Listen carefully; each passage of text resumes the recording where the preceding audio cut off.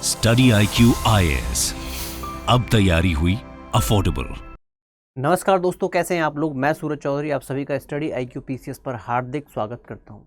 आज के सेशन में हम लोग अपने नेक्स्ट चैप्टर पर चलेंगे, यानी कि our constitution by Subhash Kashyap का चैप्टर नंबर 6। जब हम चैप्टर 6 को पढ़ते हैं तो मैं इसको दो भागों में आपको पढ़ाने वाला हूँ, यानी कि पहला भाग आज की क्लास में रहेगा और दूसरा भाग नेक्स्ट क्लास में रहेगा।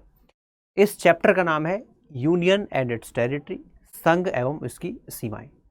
अब जब आप ये कहते हैं संघ एवं इसकी सीमाएं, तो जो 2 बजे वाला लेक्चर है अपना, जिस फ्राइडे को जो 2 बजे लेक्चर होता है, आपको मैं पॉलिटी पढ़ाता हूँ जहाँ पर, वहाँ पर मैंने इस पार्ट 1 को, यानी कि ये कॉन्स्टिट्यूशन का भी पार्ट 1 है, जिसमें आर्टिकल 1, 2, 3 और 4 ये 4 आर्टिकल आपको देखने को मिलते हैं। इन सभी की चर्चा मैं उस पूरे लेक्चर के अंदर कर चुका हूँ। तो अगर आप विस्तृत तौर पर, यानी कि बढ़िया तरीके से, डिटेल्ड तरीके से पढ़ना चाहते हैं, तो 2 लेक्चर आपको YT पर मिल जाएंगे। 2 बजे वाले शो में प्लेलिस्ट में आपको मिल जाएगा इस पूरे टॉपिक के ऊपर। अब चलते हैं कि सुभाष कश्यप इसके बारे में क्या कहते हैं और यहाँ पर कैसे क्वेश्चन इससे बन सकते हैं। क्वेश्चंस की बात करेंगे, उसमें सबसे पहला क्वेश्चन आपकी स्क्रीन पर है। क्या कहता है, भारत का क्षेत्र का अर्थ क्या है। जवाब से कोई कहता है टेरिटरी ऑफ इंडिया, इसका क्या मतलब है। यहाँ पर अगर हम ऑप्शंस को देखें तो ऑप्शन कहता है सबसे पहला टेरिटरी ऑफ स्टेट्स, यानी कि राज्यों का क्षेत्र। दूसरा कहता है यूनियन टेरिटरी, केंद्र शासित प्रदेश। और तीसरा कहता है कोई भी अधिकृत क्षेत्र, एनी एक्वायर्ड टेरिटरी, या फिर ऑल ऑफ द अबव, यानी कि उपरोक्त सभी। देखिए, जब आप इंडिया की बात करते हैं तो भारत एक सॉवरन कंट्री है। प्रेम्बल के अंदर हम सॉवरेनिटी को पढ़ चुके हैं। संप्रभुता के संबंध में क्वेश्चन भी हम लोगों ने देखे हैं। और जब कभी कोई राष्ट्र संप्रभु होता है तो ये बातें जान लेनी चाहिए, कुछ बातें, जैसे कि टेरिटरी को एक्वायर करना, टेरिटरी को सीड करना, यानी कि दूसरे राज्य को दे देना और दूसरे राज्य की टेरिटरी को अपने अंदर शामिल कर लेना, ये एक संप्रभु राष्ट्र का अधिकार होता है। अब जब हम आपसे कहते हैं टेरिटरी ऑफ इंडिया, तो इसके अंदर क्या सिर्फ और सिर्फ यूनियन ऑफ इंडिया आता है, या फिर union of India and territory of India, इन दोनों के अंदर कोई फर्क है। बेसिकली अगर हम बात करें तो पार्ट 1 में आर्टिकल 1, 2, 3 और 4 के अंदर 4 आर्टिकल्स में पूरा का पूरा भाग है, जिसमें अगर हम आर्टिकल 1 की चर्चा करेंगे तो आर्टिकल 1 के अंदर 2 टर्म्स की चर्चा आती है। पहला है यूनियन ऑफ स्टेट्स और दूसरा कहता है टेरिटरी ऑफ इंडिया। ये 2 टर्म्स आपको पार्ट 1 में आर्टिकल 1 के अंदर देखने को मिल जाती हैं। अब जब हम इन दोनों को देखते हैं तो याद रखना दोनों के अंदर डिफरेंस है। और क्या डिफरेंस है, जब आपसे कोई कहता है टेरिटरी ऑफ इंडिया, इसका मतलब भारत का संपूर्ण क्षेत्र, जहां जहां तक भारत की सत्ता है या हो सकती है किसी भी तरीके से। अब इसमें कौन सा आएगा, सबसे पहले जो हमारे राज्य हैं, आज के टाइम पर 28 राज्य हैं, वे सभी भारत के अंदर आते हैं, भारत की सत्ता वहां पर चलती है। तो पहला ऑप्शन तो बिल्कुल सही है, यानी कि राज्यों का क्षेत्र। उसके बाद यूनियन टेरिटरीज, केंद्र शासित प्रदेश। और केंद्र शासित प्रदेश आप सभी जानते हैं कि ये सेंटर के द्वारा डायरेक्टली कंट्रोल होते हैं, डायरेक्टली गवर्न होते हैं, तो ये भी इसके अंदर आ जाएगा। और इनके अलावा क्या कोई और टेरिटरी भी हो सकती है, बिल्कुल हो सकती है। यदि हम किसी क्षेत्र पर भारत अपना कब्जा कर ले, उसे एक्वायर कर ले, तो वो भी भारतीय क्षेत्र का हिस्सा हो जाएगा। तो कहने का मतलब क्या है, जब कोई आपसे कहे कि टेरिटरी ऑफ इंडिया, तो इसका मतलब क्या है, ये तीनों आ जाते हैं। लेकिन जब आपसे कोई कहे यूनियन ऑफ इंडिया, भारतीय संघ की बात करें, तो वहां पर आप सिर्फ 2 बात करेंगे। सबसे पहला, जब आप यूनियन ऑफ स्टेट्स की बात करते हैं तो इसका अर्थ 2 चीज होती है। सबसे पहला यूनियन, जिसे आप कहेंगे संघ, यानी कि सेंटर, और दूसरा आएगा स्टेट, जिसे हम लोग राज्य कहते हैं। तो संघ और राज्य, याद रखना, इसके अंदर अगर आप यूनियन टेरिटरी लिखते हैं तो आपको थोड़ी समस्या हो सकती है। कैसी समस्या, क्योंकि जब आप यूटी कहते हैं तो यूटी याद रखना यूनियन का ही एक हिस्सा है, संघ के द्वारा ही ये राज्य, ये क्षेत्र शासित होते हैं। तो इसके अंदर यूनियन और स्टेट 2 ही यूनिट आती हैं जब मैं बात करता हूँ यूनियन ऑफ स्टेट्स की। डन, चलते हैं अगले क्वेश्चन की तरफ। इसका आंसर क्या बन जाएगा, आंसर बन जाएगा डी। नेक्स्ट क्वेश्चन कहता है कि पुडुचेरी को किसके द्वारा केंद्र शासित प्रदेश घोषित किया गया था? यानी कि कौन सी अमेंडमेंट के द्वारा पुडुचेरी भारत के अंदर एक यूनियन टेरिटरी बन गया था, केंद्र शासित प्रदेश बन गया था? जब आप यूनियन टेरिटरी की बात करते हैं तो भारत के अंदर केंद्र शासित प्रदेश की जो शुरुआत है वो अंग्रेजों के समय से ही है। वहाँ पर उन्हें चीफ कमिश्नर्स प्रोविंसेस के नाम से जानते थे।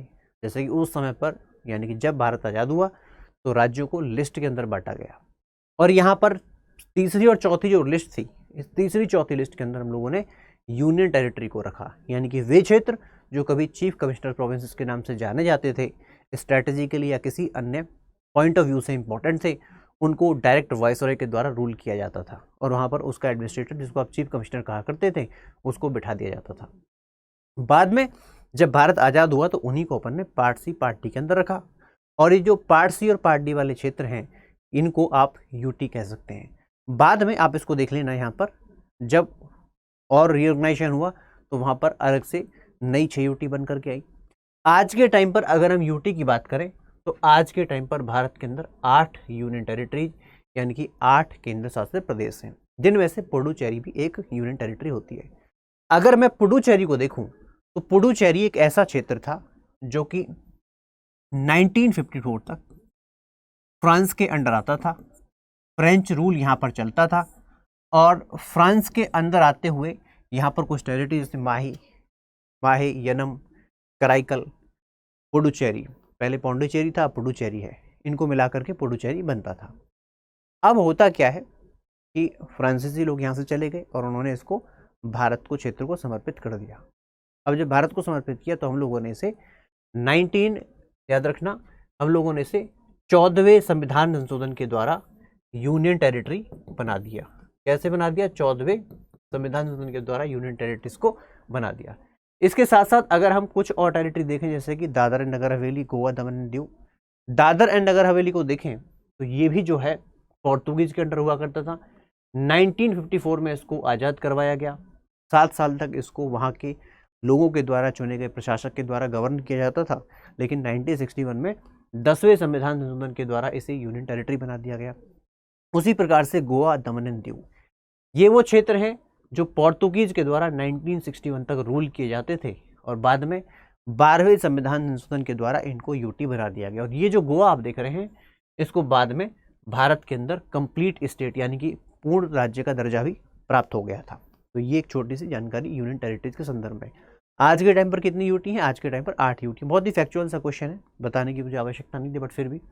उसके बाद चलते हैं नेक्स्ट क्वेश्चन कहता है कि संविधान के प्रारंभ में जब संविधान आता है यानी कि 26 जनवरी 1950 को जब भारत का संविधान आता है तो राज्यों को क्या कहता है, कितनी श्रेणियों में विभाजित किया गया था, यानी कि कितनी लिस्ट बनी थी, कितनी लिस्टों के अंदर आपको ये पूरा राज्य दिखाई दिए थे।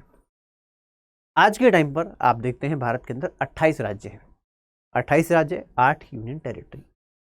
लेकिन जब भारत आज़ाद हुआ तो भारत का नक्शा ऐसा नहीं होता था।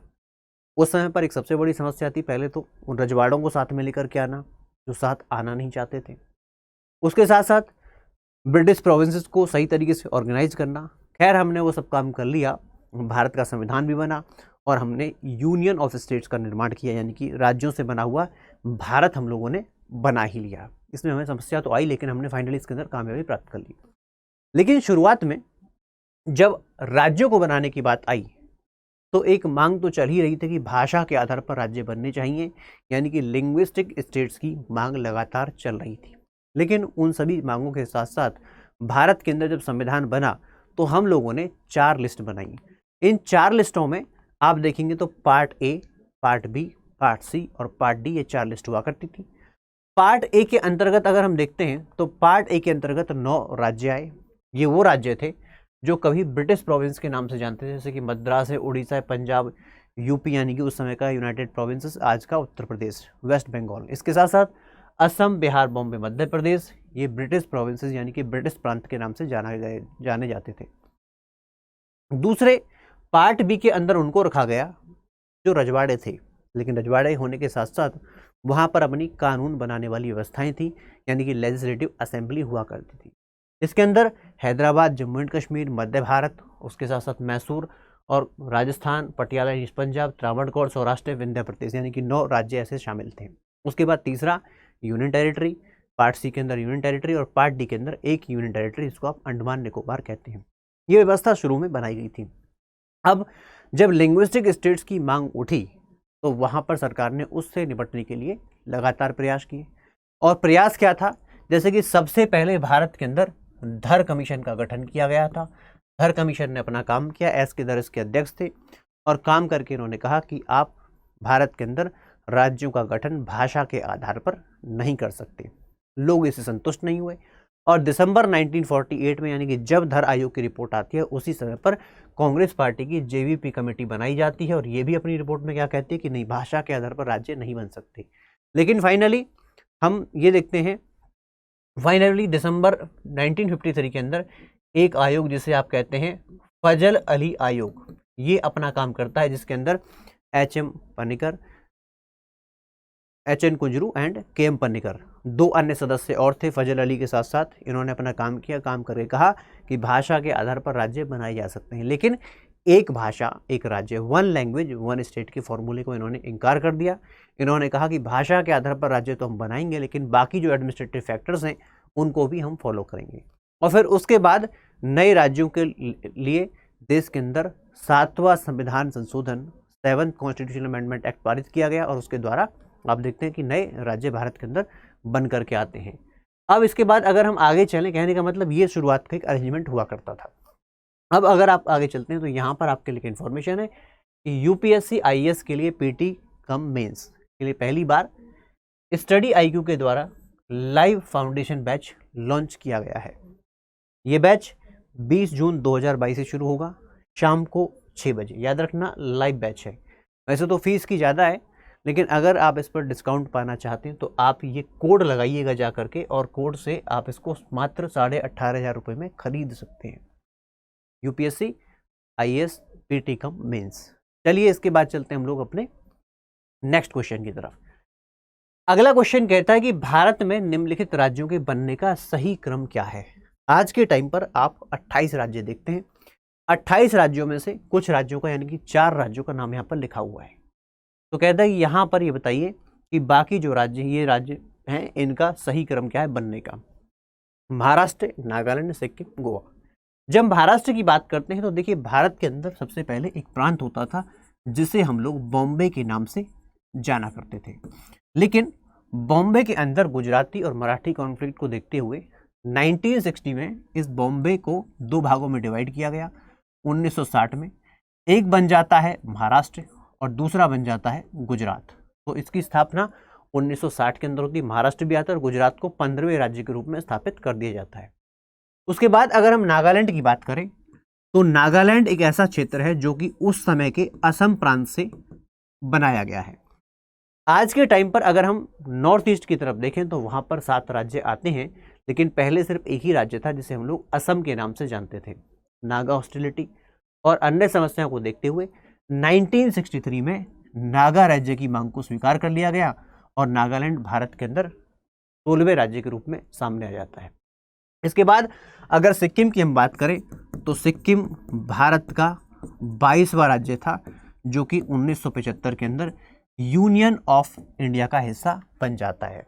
और उसी प्रकार से गोवा की बात करें, जैसे मैंने गोवा के बारे में आपको बताया कि शुरुआत में इसकी स्थापना यूनियन टेरिटरी के तौर पर होती है, लेकिन फाइनली 1987 में गोवा भी भारत के अंदर 25वें राज्य के रूप में स्थापित हो जाता है। गोवा भारत के अंदर स्थापित हो जाता है राज्य के रूप में 1987 में।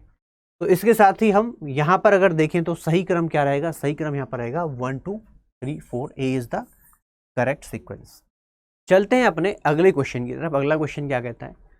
क्वेश्चन कहता है कि भारत को राज्यों का संघ घोषित किया गया था। इंडिया को क्या डिक्लेयर किया?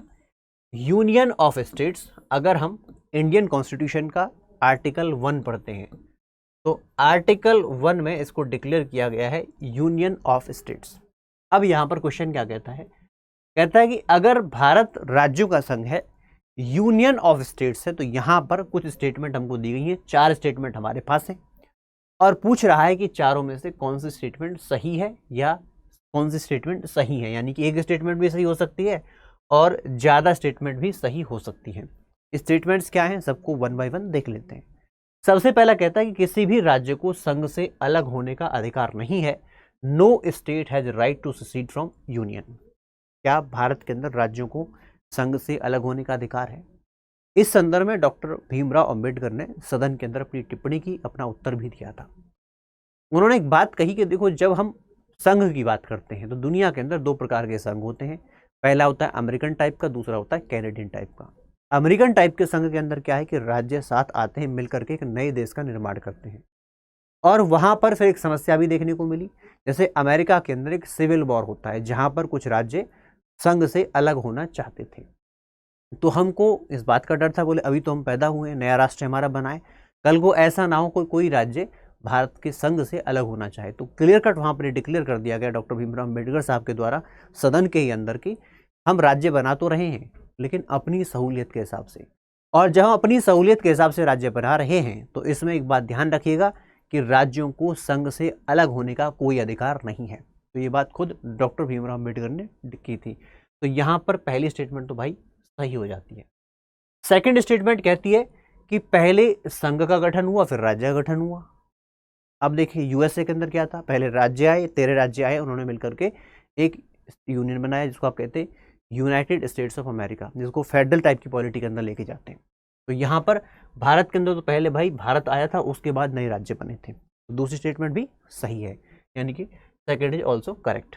थर्ड स्टेटमेंट ये कहता है कि राज्य व्यवस्था के प्रकार की भी घोषणा करता है कि भारत के अंदर जो राज्य व्यवस्था है, पॉलिटी किस प्रकार की होगी, उसकी घोषणा भी करता है। अगर हम भारत के अंदर पॉलिटी की बात करें कि भारत की पॉलिटी किस प्रकार की है, तो याद रखना भारत की पॉलिटी प्रैक्टिकली तो यूनियन है, लेकिन उसका जो स्ट्रक्चर है वो फेडरल है। फेडरल का मतलब होता है कि यहाँ पर शक्ति का विभाजन केंद्र और राज्य दोनों के बीच में है, लेकिन आप स्ट्रिक्टली इसको फेडरल नहीं कह सकते क्योंकि अभी भी जो रेजिडुअरी पावर है वो सेंटर के पास है। तो मोर और लेस अगर आप इसको कहें तो भारत के अंदर पॉलिटी यूनियन टाइप की है। कहने का मतलब फेडरल होने के बावजूद जो झुकाव है, वो टिल्ट है, वो यूनियन की तरफ है, यानी कि यूनियन टाइप के फीचर्स भारत की पॉलिटी के अंदर ज़्यादा आ जाते हैं। ठीक है, तो आप क्लियर कट ये भी नहीं कह सकते कि टोटली यूनियन है, टोटल फेडरल है। तो मैंने आपको बताया क्या कहेंगे, इसका जो स्ट्रक्चर है वो तो फेडरल है, लेकिन जो बिहेवियर है वो क्या है, यूनियन है। ठीक है, अब जब एबनॉर्मल स्थिति आती है, जैसे कि मान लीजिए देश के अंदर इमरजेंसी है, तो फिर ये कंप्लीटली यूनियन हो जाता है। ठीक है, आइए, तो ये भी इसमें बिल्कुल सही हो जाता है। चौथा कहता है कि राज्यों को क्षेत्रीय अखंडता, स्टेट्स एंजॉय क्या, टेरिटोरियल इंटेग्रिटी। ये हो सकता है क्या? अभी जम्मू एंड कश्मीर जो पहले राज्य होता था, उसको उनके क्या वहाँ के विधानसभा से पूछा? नहीं पूछा। इंटैक्ट नहीं है कोई भी इस तरह की चीज़ें। भारत के अंदर नए राज्य को निर्माण करना, उसका नाम बदलना, उसकी सीमा बदलना, ये अल्टीमेट अथॉरिटी आती है देश की संसद की। अगर चाहें तो राज्य को दो भागों में बांट सकते हैं या दो राज्यों को उठा करके एक राज्य में बना भी सकते हैं। तो राज्य के पास कोई भी टेरिटोरियल इंटेग्रिटी नहीं है, यानी कि उसकी कोई ऐसी अखंडता वाली बातें नहीं होती हैं। अखंड क्या है? अखंड है भारत का संघ। यूनियन अखंड है लेकिन स्टेट्स अखंड नहीं है। तो करेक्ट आंसर क्या बनेगा अपने 1, 2, 3, यानी कि B is the correct answer. उसके बाद चलते हैं अपने अगले क्वेश्चन की तरफ। अगला क्वेश्चन कहता है कि निम्नलिखित में से कौन सा सत्य है, ट्रू कौन सा इनके अंदर से। 4 स्टेटमेंट है और जुड़ा किससे है? सिक्किम से है। देखिए सिक्किम की अगर हम बात करें तो सिक्किम एक ऐसा क्षेत्र है जो आज़ादी के बाद भारत के साथ नहीं आया। पहले ये प्रोटेक्टोरेट स्टेट के तौर पर, यानी कि संरक्षित राज्य के तौर पर था। इसका जो फॉरेन अफेयर्स हैं, डिफेंस है, वो तो हमारे पास था, बाकी अफेयर्स इनके पास थे। चौग्याल नाम के राजा यहाँ पर शासन करते थे, लेकिन इनके पास अपनी लेजिस्लेचर थी, इनके अपने लीडर्स हुआ करते थे। उन लीडर्स को एक बात समझ में आई कि हमको इंडियन यूनियन के साथ जाने में फ़ायदा है। तो यहाँ पर 35वें संविधान संशोधन के द्वारा ये भारत के एसोसिएट स्टेट बन गए। लेकिन जब लोगों की आकांक्षाएं इससे पूरी नहीं हुई तो उनकी एस्पिरेशंस को फुलफिल करने के लिए वहाँ पर एक प्लेबिसाइट करवाया गया, एक जनमत संग्रह करवाया गया। और जनमत संग्रह में सिक्किम के लोगों ने कहा कि हम भारत के साथ जाना चाहते हैं। और इसी को पूरा करने के लिए भारत के अंदर भारत की संसद ने 36वां संविधान संशोधन पारित किया। और 36वां संविधान संशोधन के पारित करते हुए भारत जो है सिक्किम जो है भारत का 22वां राज्य बन गया। तो कहने का मतलब क्या है, यहाँ पर सभी के सभी स्टेटमेंट जो है वो ट्रू हो जाती है। इसके बाद चलते हैं अपने अगले क्वेश्चन की तरफ। अगला क्वेश्चन कहता है कि यूनियन की बात करें, अगर हम इंडियन यूनियन की बात करें तो भारतीय यूनियन किस प्रकार का है। देखिए यहाँ पर इस क्वेश्चन के अंदर जो रिलेशन पूछा गया है वो पूछा गया है स्टेट और यूनियन के बीच में। ध्यान से पढ़िएगा इस क्वेश्चन को और तभी क्वेश्चन को आराम से पढ़ने के बाद आंसर दीजिएगा। कई बार ऐसे क्वेश्चन आपसे गलत हो जाते हैं, होते तो सिंपल है लेकिन फिर भी बच्चे गलत कर देते हैं। सबसे पहले बात हो रही है यूनियन की, दूसरी बात हो रही है स्टेट की। अभी मैंने आपको बताया था कि क्या हम यूनियन को डिस्ट्रक्ट कर सकते हैं, तोड़ सकते हैं, तो जवाब है नहीं। ये जो यूनियन है ये कैसी है, अविभाज्य है, यानी कि इंडिस्ट्रक्टिबल है। लेकिन स्टेट की बात करें तो स्टेट को विभाजित किया जा सकता है। आपके सामने एग्जाम्पल आए यार, लेटेस्ट एग्जाम्पल आपको जम्मू एंड कश्मीर का देखने को मिलता है। 2014 में आंध्र प्रदेश को ब्रेक करते हुए तेलंगाना का गठन किया गया था। ऐसे ही सन 2000 के अंदर आप देखेंगे 3 नए राज्य, छत्तीसगढ़, उत्तराखंड, झारखंड का गठन किया गया था। तो राज्य तो एक राज्य से तोड़ करके बनाए जा सकते हैं लेकिन यूनियन को तोड़ा नहीं जा सकता है। तो करेक्ट आंसर अपना क्या बनेगा यहाँ पर करेक्ट आंसर बनता है ए, यानी कि हमारा जो यूनियन है, संघ है, वो कैसा है, संघ हमारा रहेगा क्या, इंडिस्ट्रक्टिबल, यानी कि अविभाज्यकारी संघ लेकिन विभाज्यकारी राज्य। ठीक है, तो ए इज द करेक्ट आंसर। इसके बाद चलते हैं अपने अगले क्वेश्चन की तरफ। क्या कहता है, निम्नलिखित में से कौन सा सही नहीं है, कौन सी स्टेटमेंट इसमें से करेक्ट नहीं है। क्या कहता है, भाग 1 के तहत संसद भारत का नक्शा बदल सकती है। क्या सही है, नक्शा बदलने का अर्थ क्या है, भारत के अंदर नए राज्य का गठन कर देना, राज्य की सीमा के अंदर बदलाव करना, क्षेत्रफल बढ़ा देना, घटा देना, उसका नाम बदल देना। ये सब काम कौन कर सकता है, देश की संसद कर सकती है और सिंपल मेजोरिटी के साथ कर सकती है। भाग 1 के अंदर आर्टिकल 2, आर्टिकल 3 के अंतर्गत ऐसा किया जा सकता है। तो ये बात तो बिल्कुल सही है। उसके बाद संसद में राज्य बनाने या समाप्त करने की अंतिम शक्ति है। नया राज्य कौन बनाएगा, आर्टिकल 2 के तहत कोई ऐसा क्षेत्र जो भारत का हिस्सा नहीं है उसको भारतीय संघ का हिस्सा बना लेना, और एग्जिस्टिंग स्टेट्स में से नए स्टेट का निर्माण करना किसी प्रकार का काट छांट करके, वो आर्टिकल 3 के तहत कर सकता है। ये काम कौन करेगा, देश की संसद ही ये काम कर सकती है। लेकिन क्या इस संदर्भ में राज्यों से सलाह ली जाती है, बिल्कुल, राष्ट्रपति महोदय संबंधित राज्य से निश्चित समय में सलाह लिया करते हैं। हालांकि वो बात अलग है कि उनकी सलाह मानी जाए या ना मानी जाए। अल्टीमेट पावर किसके पास है, अल्टीमेट पावर जो है वो देश की संसद के पास है। चौथा स्टेटमेंट कहता है कि भाग 1 के तहत भारत की संसद एक क्षेत्र ऐसा जो फिलहाल तो भारत के पास है लेकिन इसे दूसरे देश को दे भी सकती है। आप समझ रहे हैं इसका मतलब, इसका मतलब है अपनी टेरिटरी को किसी दूसरे देश को दे देना। तो क्या ये भाग 1 के तहत हो सकता है, तो जवाब है नहीं। अदालत के पास एक ऐसा केस है जिसको आप कहते हैं Berubari union case. Berubari union वाद, एक ऐसा क्षेत्र जो आपको पाकिस्तान को उस समय पर देना था, 1960 की ये बात है। उसको लेकर के सुप्रीम कोर्ट से जब सलाह मांगी गई तो सुप्रीम कोर्ट ने कहा कि अगर कोई क्षेत्र भारत की सरकार, भारत दूसरे देश को देना चाहता है तो उसके लिए आपको संविधान संशोधन करना पड़ेगा, कॉन्स्टिट्यूशनल अमेंडमेंट करना पड़ेगा। भाग 1 के तहत ऐसा कोई भी क्षेत्र दूसरे राष्ट्र को नहीं दिया जा सकता है। तो डी जो है वो गलत हो जाता है। लेकिन इसका कहीं ये मतलब नहीं कि जब बाउंड्री अग्रीमेंट होगा, कोई बाउंड्री को लेकर के अरेंजमेंट करना है, बॉर्डर डिस्प्यूट को सॉल्व करना है, तो उसके लिए भी अमेंडमेंट की जरूरत पड़ेगी। नहीं, बॉर्डर डिस्प्यूट को सॉल्व करने के लिए किसी अमेंडमेंट की जरूरत नहीं हो सकती, वो डायरेक्ट एग्जीक्यूटिव एक्शन से, यानी कि सरकार अपने आप स्वयं उसको कर सकती है। बात समझ में आती है इतनी। इसके बाद अगर इस टॉपिक से जुड़ा हुआ या पूरा यूपीपीसीएस की तैयारी से जुड़ा हुआ आपका कोई भी क्वेश्चन है, कोई भी डाउट है, कोई भी कम्युनिकेशन आप करना चाहते हैं, तो वो कम्युनिकेशन आप मुझसे मेरे सोशल मीडिया हैंडल्स पर कर सकते हैं। कोई भी क्वेरी आप मुझसे यहाँ पर कर सकते हैं। इसके साथ ही मैं अब आप लोगों से लूँगा विदा, फिर मिलूंगा नेक्स्ट वीडियो में। Thank you so much, bye bye, धन्यवाद। स्टडी IQ IAS, अब तैयारी हुई अफोर्डेबल।